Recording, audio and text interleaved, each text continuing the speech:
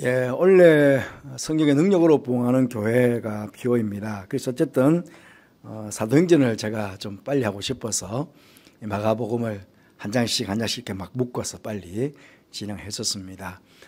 우리가 사도행전은 뭐 그러죠. 다른 말로는 성령행전이다. 오늘 또 우리 본문에도 보면 성령으로 하나님께서 예수님께서 그들에게 명령하시고 또 성령의 세례를 기다리라고 말씀하시고 또 성령이 내게 임하시면 내가 권능을 받는다고 말씀하시고 오늘 짧은 11절 안에도 성령이 몇 번씩 이렇게 반복되어 나옵니다. 그래서 성령의 능력으로 부흥하는 교회를 이루어가기 위해서는 성령께서 가장 강력하게 역사하셨던 이 사도행전의 말씀을 보면서 우리가 신앙의 교훈을 받고 그렇게 함께 또 성령을 받고 또 성령이 하시는 일을 따라서 또 전하는 그런 삶을 살았으면 좋겠다 하는 그런 바람이 있습니다.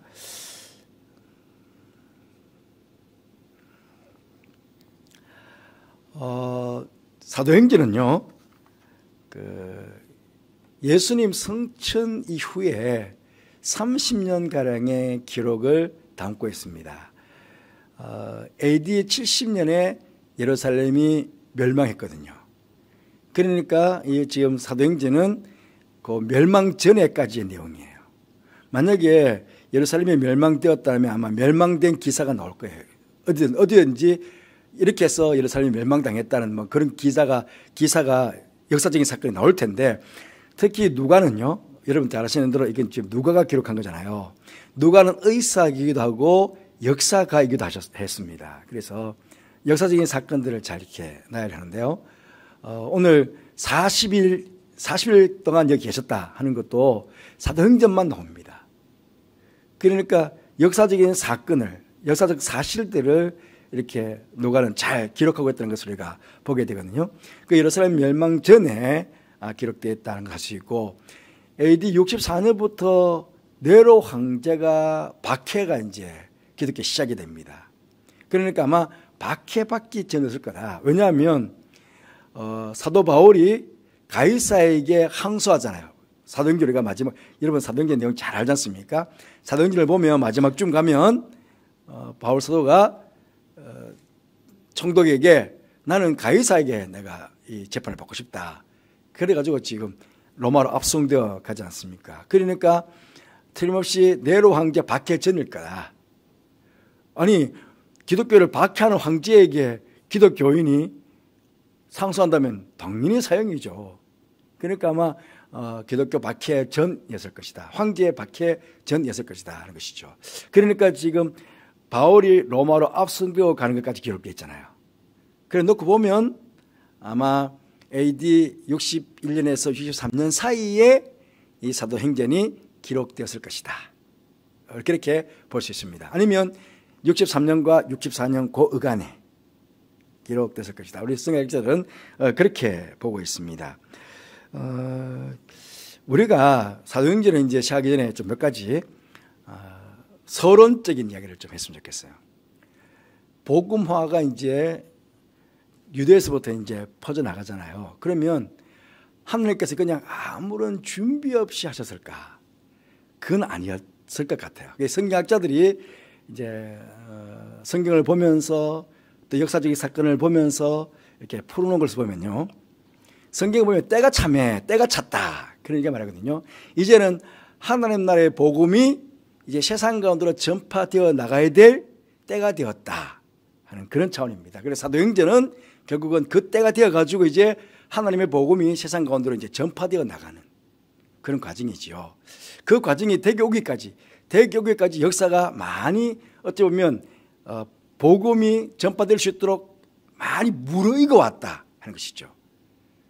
사실은 바벨론이 이 예루살렘을 함락하기 전에는 아수르가 먼저 공격해 왔어요. 우리가 잘 역사적인 사건을 보면 아수르가 먼저 공격해 왔는데 아수르에 해가지고 북이스라엘이 멸망을 당했습니다. 그때는요, 아수르의 정책이 민족을 혼합시키고 종교를 혼합시키는 정책을 했어요. 그래서 이방에 있는 다른 나라에 있는 백성들을 이 북이스라엘로 많이 이끌어 와가지고 그냥 종족을 혼합시켜 버리는 거예요. 그 이방 신들을 가지고 들어와가지고 종교를 혼합시켜버리는 그런 주의를 썼어요. 그래서 이제 사마리아가 나온 거잖아요. 사마리아가. 근데 바벨론이 공격해 왔는데, 바벨론이 공격해 왔을 때에는 이제는 예루살렘에 있는 사람들을 포로로 끌고 가는 거예요. 여기서부터 이제 디아스포라가 시작이 되는 거예요. 그때까지는 가나안에만 머물러 있었는데, 유대 백성들이 가나안에만 머물러 있었는데, 이제는 바벨론의 패망을 당하면서 어떤 사람들은 애굽으로 피난 가고, 어떤 사람들은 바벨론으로 끌려가고, 그래서 바벨론으로 끌려가면서 바벨론과 전 지역으로 퍼져가니까 이제는 유대인들이 막 퍼져나가는 거예요. 퍼져나가면서 그들이 있는 곳마다 회당을 세우는 거예요. 회당을 세우면서 거기에서 율법을 가르치고 하나님에 대한 신앙을 가르치면서 이제는 종교가, 여호와의 종교가 이제 가나안에만 머물고 있던, 팔레스타인 안에만 머물고 있던 여호와의 신, 여호와의 종교가 처음에는 자그마한 가나안 땅, 팔레스타인 지역의 가난한 나라, 조그만 나라의 신이었는데 이제 그 신인 하나님께서 이제는 퍼져나가는 거예요. 그러면서 이제 구약 성경이 조금씩 체계화되어가는 그런 단계였어요. 그 다음에 이제 페르시아가 바벨론을 함락을 시켰어요. 마사라고 하죠. 멸망시켰는데 이 고레스 왕이요. 어찌 보면 메시아라고 누가 그래요. 메시아. 이 고레스 왕이 바벨론을 멸망시키면서 유대인 백성들을 고국으로 돌려보내요. 고국으로 돌려보내고 성전도 짓게 하고, 성전도 이 고레스 왕이 건축하도록 했어요. 지어라. 그러면서 모든 신들, 그러니까 각 나라가 믿는 신들을 다 믿어라. 괜찮다. 그러니까 다른 바빌론 같은 경우는 자기 나라 신을 섬겨라 뭐 이렇게 되는데, 페르시아 같은 이 고레스 왕은요, 각자 나라가 각자 자신 신들을 섬겨라는 거예요. 그러니까 어찌 보면 디아스포라로 흩어져 있던 기독교인, 유대 여호와 신앙을 가지고 있는 유대인들, 그런 가운데 또 일부는 다시 예루살렘으로 돌아와서 성전을 건축하고 다시 한 번 더 신앙을 새롭게 하고 그렇게 했죠. 그 다음에는 이제 그리스 헬라가 이제는 또 세계를 정복합니다. 세계를 정복하면서 이제는 철학적인 언어이지만 헬라어로 모든 나라가 다 통일합니다. 물론 각 나라 말이 있었지만 모든 나라 공용어로 이제 헬라어가 언어가 통일이 됩니다. 그래서 구약 성경이 헬라어로 번역이 되었어요. 70인용으로 번역이 되고, 또 우리 신약 성경도 다 헬라어로 기록되잖아요. 그러니까 이제 성경 자체가 헬라어로 다 기록이 된 거예요. 그러면서 누구나, 이제 세계 열방에 있는 사람들 누구나 읽을 수 있는, 그때 그 시대의 세계 열방으로 그래봤자 애굽, 그 다음에 팔레스타인, 그 다음에 이제 터키 지역, 그리스, 로마까지겠죠. 어쨌든 그 지역 전체가 지금 헬라어로 통일이 되는 거예요. 그래서 이제 쉽게 복음을 접할 수 있게 되는 거죠. 그런데 이제 또 헬라가 넘어지고 로마가 이제 정복했어요. 로마가 정복하면서 팍스 로마나 그러죠. 로마의 평화. 어때 무력에 해가지고 이제 다 정벌했지만은 이제는 평화가 온 거예요. 평화가 왔기 때문에 복음이 확장될 수 있는 배경이 되는 거예요. 사람들이 마음 편해지니까. 그리고 군사 도로였지만 도로가 잘 정비되면서 전도 여행이 가능해지겠다, 사람들이. 그래서 바울은요, 이 로마 병사들이 닦아놓은 도로로 계속 복음을 전하러 갑니다. 그리고 복음 전파가 합법화되었다, 처음에는요. 그래서 누구나 쉽게 나가서 복음을 전하는. 그래서 이제는 정치적으로든 또 종교적으로든 모든 부분에 있어서 이제는 언어적인 부분도 그렇고 이제는 복음을 전해줄 수 있는 그런 준비가 딱 되었다. 때가 찼다. 그래서 이제 복음을 전하게 되었다 하는 그런 것입니다. 그런 가운데 오늘 보게 되면 이제 예수님께서 성천하신 이후에 40일 동안 되어진 이야기잖아요. 그런데 가장 중요한 건 뭐냐면 하나님 나라의 일을 가르쳤다는 겁니다. 40일 동안. 하나님 나라의 일을 가르치시고 그 다음에는 성령을 약속하시고 선교에 대한 지상 명령을 하셨다. 여기 가장 중요한 것은요, 이제 하나님의 나라의 일. 이게요, 누가가 누가복음하고 사도행전을 기록했는데 이 하나님 나라라는 단어를 사복음서와 사도행전에 한 60회 정도가 나오는데 누가복음과 사도행전에 40회 이상이 나옵니다. 그러니까 지금 누가는 천국을 하나님의 나라라고 생각하는 거예요. 그런데 이 하나님의 나라는 우리가 죽어서 돌아가는 천국이 아니고 이 땅 가운데 이루어지는 하나님의 나라, 우리 가운데 이루어지는 하나님의 나라를 누가는 가르치고 있는 거거든요. 그래서 누가 같은 경우에 누가복음 4장 43절 말씀에 예수님께서 오셨어도 그랬어요. 지금 예수님께서 성취하시기 전에 하나님 나라를 가르치는데 예수님이 처음 오셨을 때도 누가복음 4장 43절 말씀 보면 내가 다른 동네에서도 하나님 나라의 복음을 전하야 하나니 나는 이 일을 위해서 보내심을 받았다. 예수님께서도 내가 다른 동네로 가서도 하나님 나라의 복음을 내가 전해야 되겠다. 왜? 내가 이 일로 하나님께로부터 보내심을 받았다. 그렇게 이야기합니다.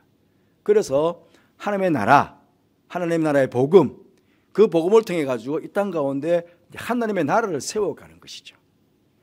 그 사도행전은 결국은 이 땅에 복음, 하나님 나라의 복음을 전하면서 하나님 나라를 세워나가는, 어찌 보면 구속사, 구약에서부터 신약까지 큰 구속의, 우리 성경은요, 구속의 역사, 인간을 구원하시는 구원의 역사거든요. 그 구원의 역사가 어떻게 펼쳐나가는가, 어떻게 전개되어 나가는가 하는 것들을 사도행전을 통해서 이제 우리에게 더욱 확실하게 보여주는 것이죠. 구약부터 예수님까지의 선교의 역사는 그냥 가나안 땅 하나, 가나안 땅과 애굽 요 정도에서부터 변하지 않았어요. 애굽 땅에 가셨다가 애굽 땅에 430년 종살이 하다가 다시 가나안 땅에 와서 그런 출국 가나안 땅에 있었거든요. 그런데 이 가나안 땅에 있었던 이 구속 역사가 어떻게 세상 열방으로 전개되어 가느냐 하는 것들이 이제는 사도행전을 통해서 우리에게 보여주고 있다 하는 것입니다. 그래서 보면 사도행전 1장 3절 보면 예수님께서 하나님 나라의 일을 말씀했잖아요. 그런데 사도행전 28장 31절 마지막 절에 보니까 하나님의 나라를 전파하면 누가? 바울이.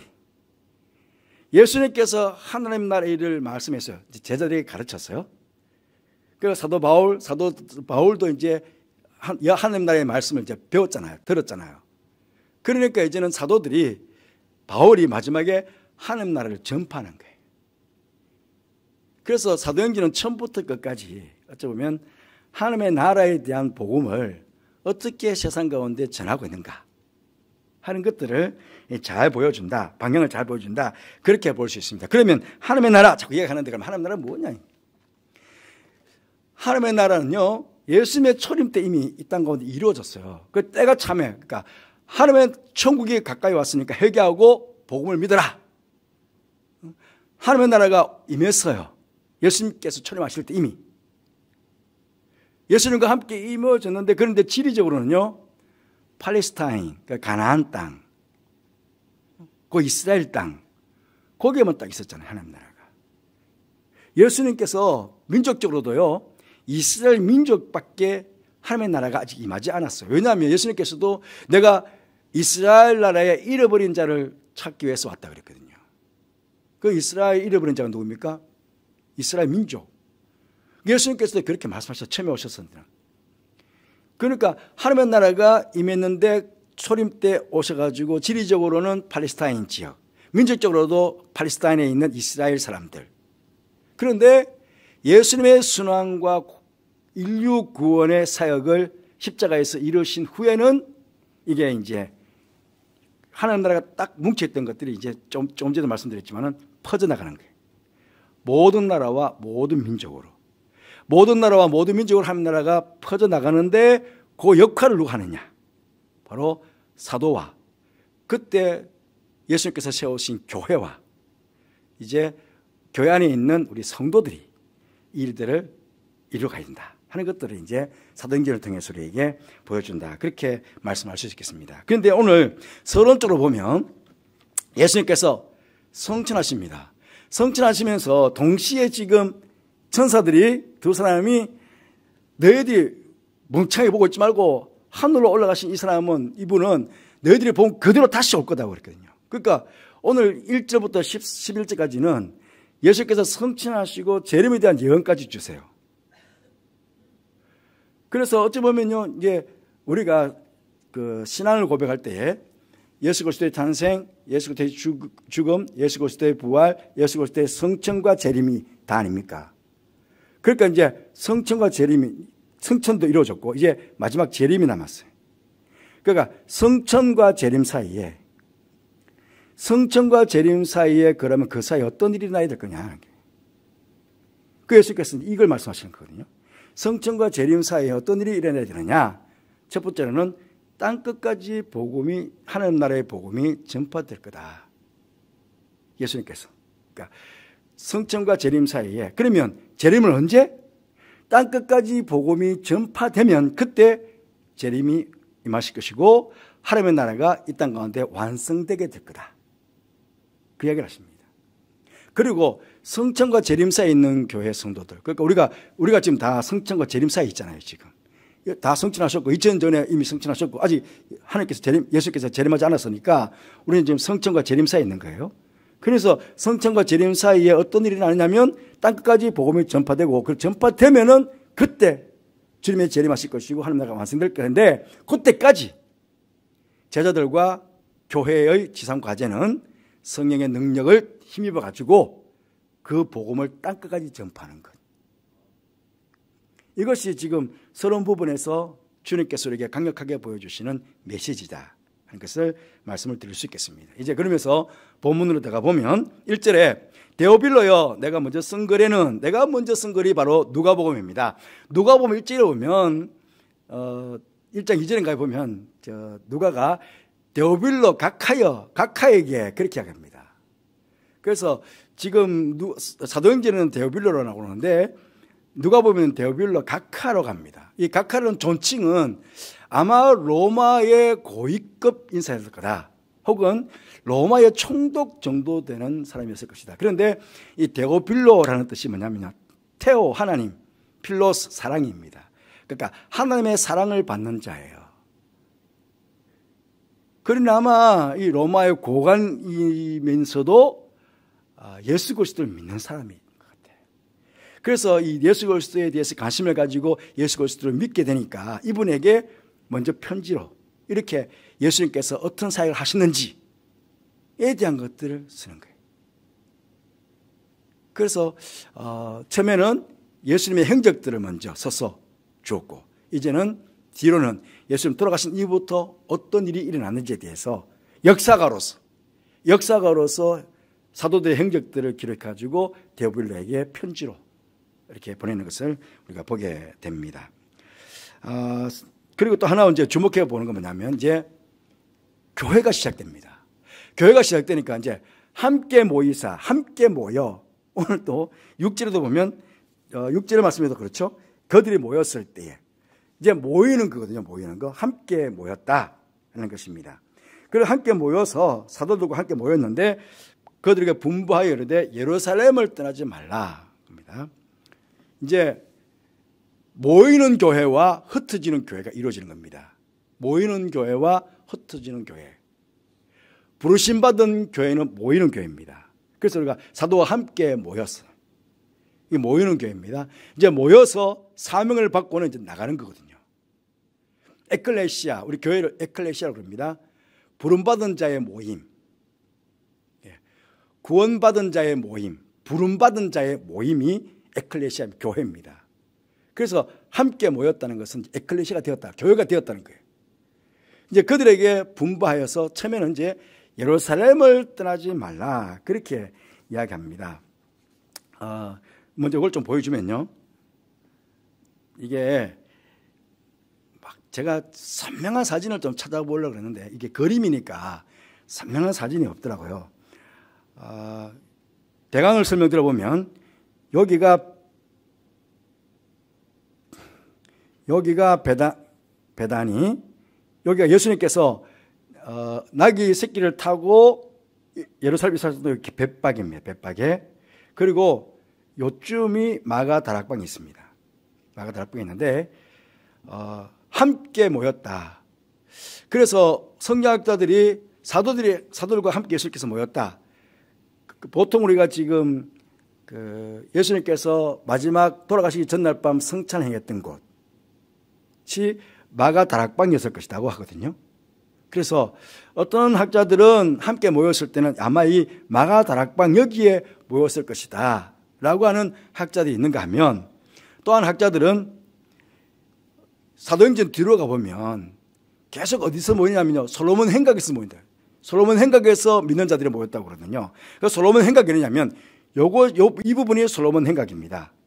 솔로몬 행각이고, 요 빨간 지붕이 있죠. 빨간 지붕은 왕의 행각이라고 그래가지고 사내들인 공예가 여기 있습니다. 그리고 보통의 이제 초등학생들, 보통 이제 초등학교 학문을 가지고 있는 사람들, 그리고 보통 이제 성도들의 모임, 그런 모임들은 다 이 솔로몬 행각에서 이루어졌습니다. 그래서 어떤 사람은 솔로몬 행각에서 늘 모였어요. 왜냐하면 많은 사람들이 모일 수 있는 곳이니까. 120명의 성도가 모였다고 그러지 않습니까? 120명이 나중에 보면. 그래서 제가 그 마가다락방, 지금 마가다락방 그 성지순례 가보면 충분히 120명 정도 앉을 수 있는 공간이에요. 그 보면 다락방이. 근데 거길 수도 있고, 어떤 학자들은 솔로몬 행각에서 아마 기도하는 가운데 성령이 임하셨을 것이다, 그렇게 보는 사람들도 있습니다. 어쨌든 함께 모였다. 함께 모여서 주의 말씀을 들었다. 주의 말씀을 배웠다. 그러니까 하나님 나라에 대한 것들을 가르쳤다고 했잖아요. 40일 동안. 40일 동안 가르쳤으니까 40일 동안 아마 마가 다락방에서 계속 했던 것보다는 아마 이 솔로몬 행각에서, 아주 큰 행각이니까 행각에서 같이 모여서, 왜냐하면 여기서 랍비들이 와가지고 계속 말씀을 가르치는 곳이니까 아마 예수님께서도 여기서 아마 백성들을, 제자들을 가르치면서 하나님 나라의 일들을 말씀하셨을 것이다, 그렇게 보는 것이 합당할 것입니다. 그러면 왜 예루살렘을 떠나지 말라고 그랬을까? 왜 예루살렘을? 먼저 생각해 볼 수 있는 건요, 얘들아 예루살렘 떠나지 마라. 바꿔 말하면 얘들이 지금 예루살렘을 떠나려고 하는 것 같거든요. 만약에 예루살렘을 떠날 마음이 없는데 얘들아 예루살렘 떠나지 마라, 그렇게 말하는 건 좀 우습잖아요. 그러니까 아마 뉘앙스로는 이 제자들이 지금 예루살렘을 떠나가려고 했던 것 같아요. 그러니까 얘들아 떠나가지 말고 좀 기다려라, 그런 거 아니겠습니까? 그럼 왜 떠나려고 했을까? 지금 아직도 로마 정치인들이 예수님을 죽여가지고 예수님이 지금 시체를 찾고 있어요. 아직도 시체가 사라져버렸으니까. 그러니까 지금 어찌 보면 아직도 서슬이 시푸른 거야. 로마 군사들하고 종교주자들이 혹시나 예수의 무리였던 자기들이 혹시 잡혀서 예수님처럼 죽임을 당할까 겁이 나니까, 그러니까 도망가려고 생각할 수도 있고, 하나는 또 하나는 대부분의 제자들이 고향이 어디입니까? 갈릴리입니다. 갈릴리. 그러니까 예루살em 유월절을 지키러 왔지만 이제 유월절도 다 끝났으니까 집으로 돌아가야 되잖아요. 돌아가야 되니까 굳이 예루살렘에 있을 이유가 없는 거야. 그래서 이제 아마 떠나가려고 마음을 먹고 있는데 예수님께서 잡는 거예요. 얘들아 예루살렘 떠나가지 마라. 그럼 왜 예루살렘을 떠나가지 마라고 그랬을까? 이제 성리학자들에 의하면 이사야 2장 3절을 써보시면 율법이 시온에서 나오고 여호와의 말씀이 예루살렘에서 나오느니라 말씀이 있습니다. 그러니까 구약의 성취죠. 예루살렘에서 율법이 나오고 예루살렘에서 여호와의 말씀이 나온다는 것, 이게 말씀이 성취가 돼야 되잖아요. 그 말씀이 누구면 예수님께서 말씀을 선포하고 그 말씀의 선포가 이루어져야 되는 곳이 예루살렘이거든요. 그래서 예루살렘 떠나지 말고 여기서 여호와의 율법이 완성되는 걸 봐라 했을 수도 있고, 또 하나는 예수님께서 죄의 문제를 어디서 해결했습니까? 예루살렘에서 해결했습니다. 조금 전에 여기가 골고다입니다. 여기 위에가 골고다. 여기서 십자가에 돌아가셔서 여기서 인류 구원을 이루셨습니다. 그죠? 그러니까 예루살렘은 죄의 문제를 해결한 구원의 시발점이 되는 것입니다. 동시에 이게 성령이 임하십니다. 동시에 교회가 시작됩니다. 예루살렘 교회가. 예수님께서는 예루살렘 교회를 시작해가지고 복음이 전파되도록 하시려는 그런 계획을 가지고 계신 거예요. 이미. 그러니까 갈릴리에서 교회를 세우신 게 아니고 예루살렘에서 교회를 세우려고 하신 거예요. 왜냐하면 여기가 구원의 시발점이니까. 여기서 구원을 이루셨으니까. 또 하나는 사단의 세력들이 예루살렘에서 막 쾌지를 불렀을 거예요. 야, 예수 죽였다, 죽였다. 예수 죽였다고 아마 사단들이 쾌지를 불렀을 거예요. 그런데 그 자리에 성령께서 임하시고 교회가 세워지는 거예요. 구원이 이루어지고. 그러니까 사단의 세력에 대한 승리를 상징하는 곳이 되는 거예요. 이 예루살렘이. 그래서 제자들을 예루살렘에서 파송해야 되는데 그냥 파송하는 게 아니고 하나님의 말씀이 임해 이루어지는 것, 구원이 확실하게 이루어지는 것, 마귀의 권세가 완전히 박살났는 것, 그런 것들을 경험하고 가야 하잖아요. 그래야 내가 복음을 전하러 가는 일에서 내가 확신이 있고 뭔가 이렇게 든든하잖아요. 내가 확신이 없으면 여러분 내 안에 믿음에 대한 확신이나 구원에 대한 확신이나 그런 게 없으면요 복음을 전하러 가려고 하면 쭈삣쭈삣해져요. 쭈삣쭈삣. 그런데 예루살렘에서 확실한 증거들을 주님께서 보여주신 거예요. 그리고 이 예루살렘은 새 예루살렘의 모형입니다. 우리가 구원받은 자가 영원히 살게 될 그 새 예루살렘의 모형이에요. 또 하나 제가 갈로 5번도 하려고 그러다가 빼뜨렸는데 뭐냐면 예루살렘 자체가 평화의 도성이에요. 지금까지는 예수님을 죽인 곳이 있거든요. 그런데 하나님과 인간 사이에 평화가 이루어지는 것이야. 평화의 도성이에요. 하나님과 우리 사이에 막힌 다음에 헐고 하나님과 우리 사이가 하나가 된 곳이에요. 예루살렘 성전에서 성전휘장이 찢어졌잖아요. 그리고 누구든지 은혜의 보좌 앞으로 나올 수 있는 그런 하나님과 화평하게 할 수 있는 그런 게 이루어진 것이에요. 그래서 예루살렘에 평화의 도성이에요. 하나님과 화목한 곳, 화평한 곳. 하나님과 화목하면 인간들이 다 화목해야 되잖아요. 그런 것이 바로 예루살렘이라는 거죠. 그래서 예루살렘으로부터 시작이다. 그러니까 예루살렘부터 시작하기 위해서는 예루살렘에서 받게 될 은혜가 있어야 되잖아요. 이런 것들이 어떻게 보면 제자들에게 확신이 되어가지고 그래 가자 해서 아마 세상 가운데로 나갈 수 있었을 것이다 하는 것입니다.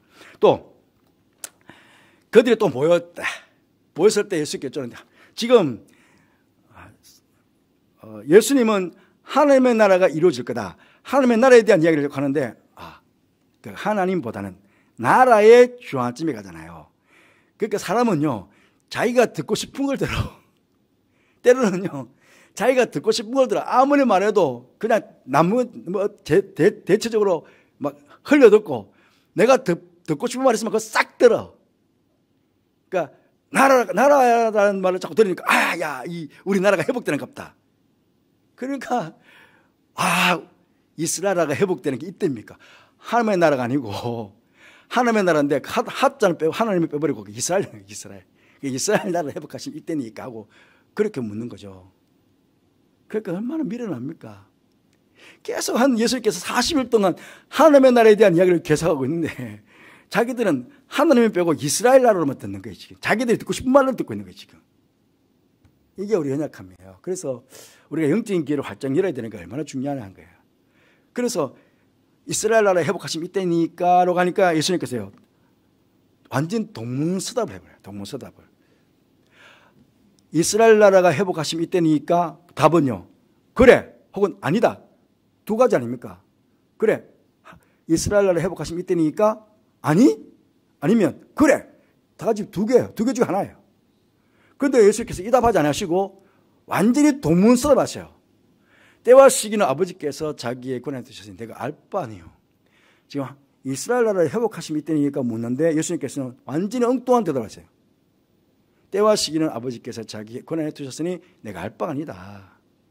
이제는 완전히 종말론적인 말씀을 지금 하는 거예요. 하나님의 나라가 이루어지는 종말론적의 어떤 완성에 대한 이야기를 하는 거예요. 때와 시기. 여기 때는요 여러분 자주 들었죠. 이스라엘 헬라어에는 시간이 두 가지 개념이 있다. 하나는 크로노스, 하나는 카이로스입니다. 크로노스는 우리가 일반적인 시간. 우리가 지금 시간으로 말할 때 이 시간들을 크로노스라고 합니다. 카이로스는 그 긴 시간 흐르는 가운데 어떤 특정한 지점을 카이로스가 합니다. 어떤 때, 여기 때가 나오지만 때와 시기가라고 말이 나오지만 어떤 바로 그때라고도 할 수 있거든요. 그런데 이제 이때는 어떤 때냐면 긴 시간 말세, 언제 주님께서 이제 성천하시고 여기 재림 때가 되는데 언제 재림할지 모르잖아요. 그러니까 예수님 성천 때부터 긴 시간대, 야, 이 말세가 언제 끝날지 모른다? 아버지의 권한이 있다. 그래서 지금 2000년이 지났어요. 2000년이 지났는데 아직 이때가 언제까지 끝날지 몰라. 하지만 이 긴 때의 마지막 딱 그 시기, 카이로스, 예수님의 재림, 이 땅의 종말 있을 거라는 거죠. 그러니까 그거는 알바니라는 거죠. 알바니면 그거 뭐 해야 됩니까? 이 때와 이 시기를 우리가 어떻게 살아가야 되느냐, 어떻게 준비해야 되느냐, 요때, 요 시기, 재림, 종말을 우리가 어떻게 준비해야 되느냐, 이 말세 때를 어떻게 살아가야 되느냐, 이게 이제 중요하죠. 그래서 이 때와 이 시기를 우리가 잘 살아가야 된다 하는 이야기를 이제 하게 되는 것입니다. 요거를 예수님께서도 때와 시기에 대한 얘기가 있지만 바울 사도도요, 형제들아 때와 시기에 관하여는 그렇게 이야기합니다. 그래서 때와 시기라는 요 말은 종말론적인 이야기를 할 때에는 예수님도 그렇고 바울도 그렇고 이렇게 단어를 썼다는 거예요. 그래서 말세가 우리가 지금 하고 있고 말세의 마지막 때가 시기가 재림 때고 종말 때인데 그때 관해는 쓸 말이 없다. 왜? 하나님의 권한 안에 있기 때문에. 하지만 중요한 것은 오늘 설교가 좀 길어지는데요, 이게 사실은 전 이해로 좀 중요하거든요. 우리가 잘 아는 오직 성령에 내게 마시면 내가 권능을 받고 예루살렘과 온 유대와 사마리아 땅끝까지 이르러 내 증인이 되리라. 그냥 여러분, 야, 너희들 성령의 권능을 받고 나가서 내 증인이 되라 그래도 되잖아요. 그죠? 보십시오. 얘들아, 오직 성령에 너희가 마시면 너희가 권능을 받고 나가서 복음을 전해라, 내 증인이 되라. 문제 있습니까? 아무 문제 없잖아요. 그런데 왜 예루살렘과 온 유대와 사마리아와 땅끝까지라고 말씀하셨을까? 여기는요, 성경학자들에 의하면 어떤 의미가 여기 있다는 거죠. 종교적, 감정적, 민족적, 지리적 장벽을 허물어라. 허물고 거기에다가 화해와 용서를 이루고 복음으로 세상을 정복해라 하는 의미를 여기다가 담고 있다는 거예요. 예를 든다면, 자, 종교적인 장벽을 허물어라. 유대교 예루살렘이잖아. 예루살렘은 유대교의 본산지입니다. 유대교의 본산지인 예루살렘에 복음을 전하면 종교적 장벽이 허물어지는 거예요. 그죠? 유대교의 복음을 덮어버리니까. 그리고 감정적으로는요, 유대와 예루살렘과 온 유대인들이 예수님 죽였잖아요. 이것들이. 예수님을 죽인 자들은 원수예요. 그죠? 그러니까 감정적으로는 미워하는 감정이 있을 수밖에 없잖아요. 쟤는 죽으면 죽었지 내 쟤한테는 복음 못 전해. 만약에 미워하는 마음이 생기면 그런 마음 들 수 있잖아요. 쟤는 구원받으면 안 돼. 너무 미워서 쟤는 지옥 가야 돼. 안 되잖아요. 그러니까 감정적으로 내가 밉더라도 이걸 허물어야 돼. 그래서 유대인들에게도 복음을 전해야 돼. 미워하는 사람들도 복음을 전해. 저는 지옥 갔으면 좋겠다고 그렇게 감정적으로 느끼는 그 사람에게도 복음을 전해야 돼. 감정을 허물하는 겁니다. 그리고 사마리아는 마찬가지, 제가 금방 말했거든요. 걔들이 정말 싫어요. 정말 미워해요. 이방인이라고. 개 돼지 취급하거든요. 그러니까 이방 민족은 개 돼지 취급해. 우리만 구원받아. 이 노인들은 자기만 구원받아. 우리만 구원받지 쟤들은 다 지옥의 불쏘시개로 쓸 거야. 그랬거든요. 그런데 민족적으로 사마리아에게 복음을 전해라. 그러니까 민족적 장벽을 허물하는 거예요. 그걸 우리끼만, 우리 안에만, 우리 민족만이 아니에요. 이제는 분명히 밖으로 나가면 핍박이 있고 하려는 거예요. 그 옛날에는요, 다 시족이고 다 부족국가 아닙니까? 그러니까 그 부족을 벗어나면 죽음이에요. 자기 스스로가 자기를 지켜야 돼. 그런데 그걸 지리적으로 벗어나는, 장벽을 뚫고 그냥 가라는 거예요. 그러니까 이게 얼마나 대단한 비전입니까? 모든 장벽들을 다 허물고 화해와 용서를 이루고 그렇게 나아가서 복음으로 세상을 정복하라는 거예요. 대단하죠. 이걸 이제 제자들이 받는 거예요. 우리가 받는 거예요. 우리가 받아서 이제 일들을 이루어가게 되는 것입니다. 이거는 이제 여담인데 마지막으로 예수님께서 성천하셨어요. 올려져 가셨다. 성천하셨는데 예수님께서 어디서 성천하셨을까요? 어디서? 어느 장소에서? 누가복음 24장에 예수 마지막에 누가가 가죠. 예수님께서 베다니 앞에 가셔서 올라가셨대. 베다니 앞에. 그 베다니가 어디냐? 제가 말씀드렸죠. 여기가 베다니, 여기가 벳박에. 예수님께서 낙이 타고 벳박으로 가셨다. 여기 베다니에서 벳박으로 가실 때에 잎사귀, 무화과 없는 잎사귀를 저주하셨잖아요. 그러니까 베다니에서 벳박으로 가시면서 하셨거든요. 그러니까 베다니 앞에니까 한 2어간에 되었을 것이다. 그렇게 보는 거죠. 그래서 여기가 감람산 정상이에요. 감람산 정상. 감람산 쭉 정상. 정상에는 십자군들이 이제 십자군 전쟁을 통해 가지고 거기다가 처음에는 도움이 안 했어요. 도움이 안 했대요. 그냥 예수님께서 성천하신 곳이다 해가지고 이게 성천 도움을 딱 만드는 거예요. 그리고 무슬림들이 거기다 덮은 거예요. 성천하셨으니까 하늘로 뚫려 있어야 되잖아요. 뚫렸는데 무슬림들이 덮었대요.